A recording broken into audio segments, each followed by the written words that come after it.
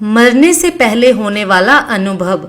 आत्मा जब शरीर छोड़ती है तो मनुष्य को पहले ही पता चल जाता है। ऐसे में वह स्वयं भी हथियार डाल देता है, अन्यथा उसने आत्मा को शरीर में बनाए रखने का बहुत प्रयत्न किया होता है और इस चक्कर में बहुत कष्ट झेला होता है।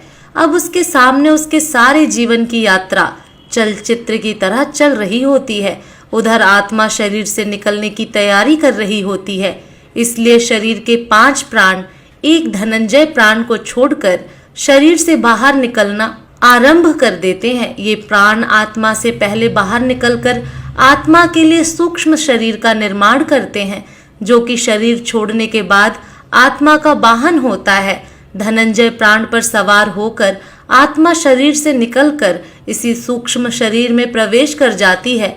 बहरहाल अभी आत्मा शरीर में ही होती है और दूसरे प्राण धीरे धीरे शरीर से बाहर निकल रहे होते हैं कि व्यक्ति को पता चल जाता है। उसे बेचैनी होने लगती है, घबराहट होने लगती है, सारा शरीर फटने लगता है, खून की गति धीमी होने लगती है, सांस उखड़ने लगती है, बाहर के द्वार बंद होने लगते हैं, अर्थात अब चेतना लुप्त होने लगती है और मूर्छा आने लगती है। चैतन्य ही आत्मा के होने का संकेत है और जब आत्मा ही शरीर छोड़ने को तैयार है तो चेतना को तो जाना ही है और वो मूर्छित होने लगता है। बुद्धि समाप्त हो जाती है और किसी अनजाने लोक में प्रवेश की अनुभूति होने लगती है।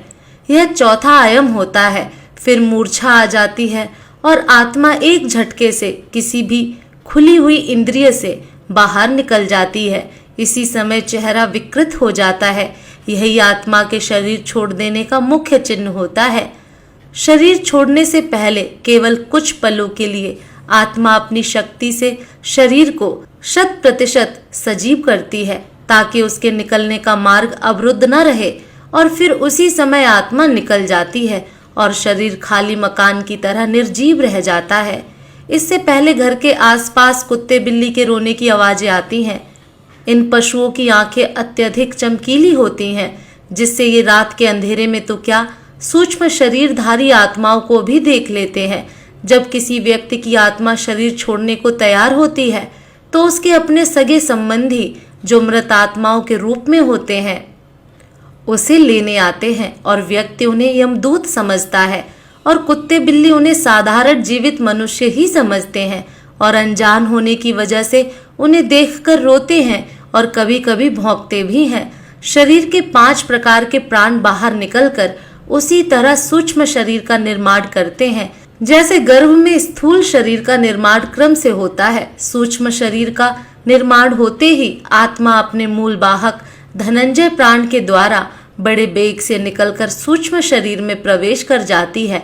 आत्मा शरीर के जिस अंग से निकलती है उसे खोलती तोड़ती हुई निकलती है। जो लोग भयंकर पापी होते हैं उनकी आत्मा मूत्र या मल मार्ग से निकलती है।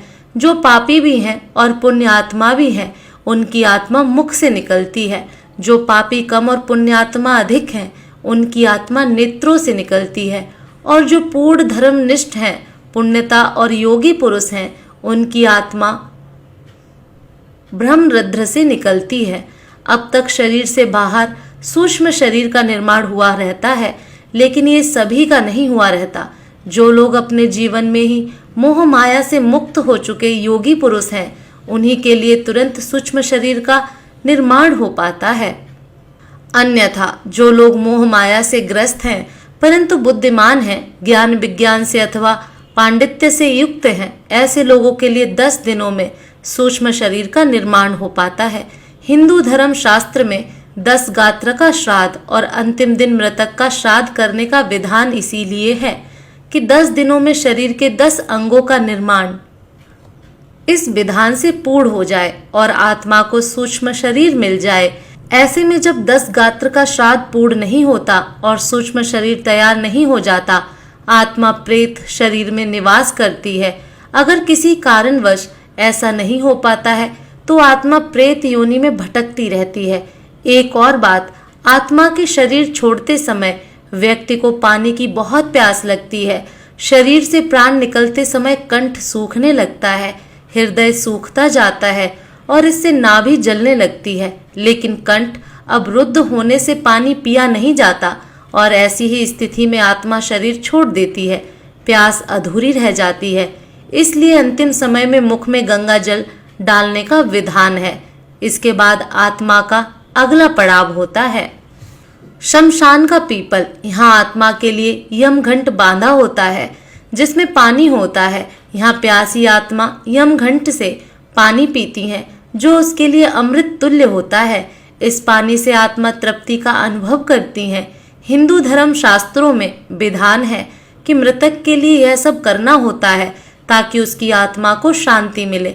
अगर किसी कारणवश मृतक का 10 गात्र का श्राद्ध न हो सके और उसके लिए पीपल पर यमघंट भी न बांधा जा सके तो उसकी आत्मा प्रेत योनि में चली जाएगी और फिर कब वहां से उसकी मुक्ति होगी कहना कठिन होगा। हाँ, कुछ उपाय अवश्य हैं।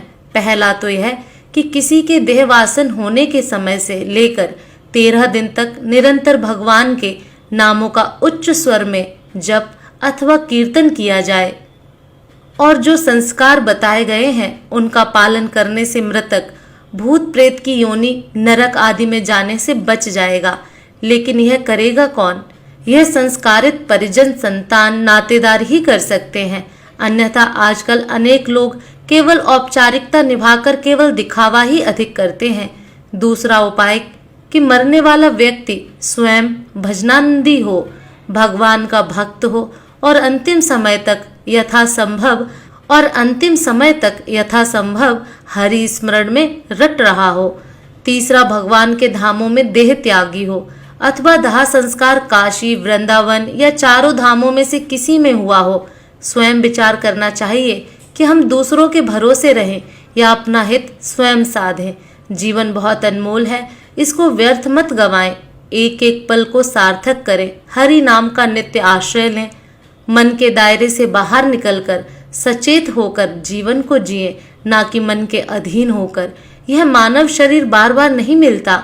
जीवन का एक एक पल जो जीवन का गुजर रहा है वह फिर वापस नहीं मिलेगा। इसमें जितना हो भगवान का स्मरण जप करते रहें। हर पल जो भी कर्म करो बहुत सोचकर करें, क्योंकि कर्म परछाई की तरह मनुष्य के साथ रहते हैं। इसलिए सदा शुभ कर्मों की शीतल छाया में रहें। वैसे भी कर्मों की ध्वनि शब्दों की ध्वनि से अधिक ऊंची होती है। अतः सदा कर्म सोच विचार कर करें। जिस प्रकार धनुष में से तीर छूट जाने के बाद वापस नहीं आता, इसी प्रकार जो कर्म आपसे हो गया वह उस पल का कर्म वापस नहीं होता, चाहे अच्छा हो या बुरा। इसलिए इससे पहले कि आत्मा इस शरीर को छोड़ जाए, शरीर में रहते हुए आत्मा को यानी स्वयं को जान ले और जितना अधिक हो सके मन से, वचन से, कर्म से भगवान श्री राम, श्री कृष्ण का ध्यान, चिंतन, जप, कीर्तन करते रहें। निरंतर स्मरण से हम यम पाश से तो बचेंगे ही बचेंगे, साथ ही हमें भगवत धाम भी प्राप्त हो सकेगा, जो कि जीवन का वास्तविक लक्ष्य है। इसलिए अच्छे कर्म करें, भगवान के नाम का जप करें। हरे कृष्ण, राधे राधे।